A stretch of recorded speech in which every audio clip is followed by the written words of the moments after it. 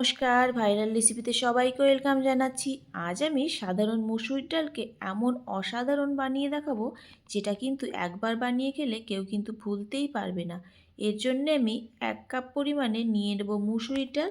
ডালটাকে ততক্ষণ পর্যন্ত ধুয়ে নেব যতক্ষণ না এর থেকে পরিষ্কার জল বেরোয়। তারপরে জলটাকে ফেলে দিতে হবে। জলটা ফেলে দেওয়ার পরে আমি এটাকে প্রেসার কুকারে দিয়ে দেবো। আর কিন্তু এই ডালটা 5 মিনিটেই তৈরি করে ফেলা যায়, যে কেউ কিন্তু এই ডালটা তৈরি করে ফেলতে পারো।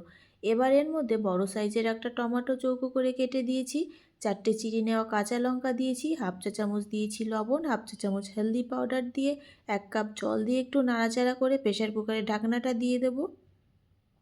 দিয়ে কিন্তু 2 থেকে 3টে সিটি দিয়ে ডালটাকে সেদ্ধ করে নেবো। ডালটা বেশি আস্তও থাকবে না আর খুব গলেও যাবে না, তাহলেই কিন্তু এর টেস্টটা বজায় থাকবে। এইভাবেই সেদ্ধ করে নিতে হবে।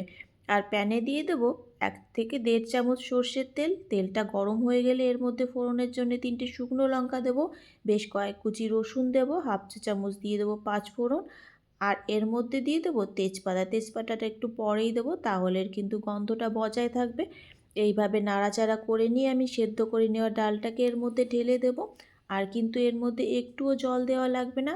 এইভাবেই কিন্তু একটুখানি নাড়াচাড়া করে নিতে হবে মিডিয়াম আঁচে। এটা কিন্তু বানানো খুবই সহজ, ভাত রুটি পরোটা যে কোনো জিনিসের সঙ্গেই কিন্তু খেতে দারুণ লাগবে। আর ওপর থেকে ধনেপাতা কুচি দিয়ে দিচ্ছি। ধনেপাতা কুচিটা দেওয়ার জন্যে এর টেস্ট কিন্তু আরও দ্বিগুণ বেড়ে যাবে। এই ডালটা খেতে যেমন টেস্টি আর বানানো কিন্তু তেমনই সহজ। যে কোনো সময় যে কোনো সিজনেই কিন্তু এটা বানিয়ে ফেলা যায়। এবার প্লেটে সার্ভ করে নিচ্ছি।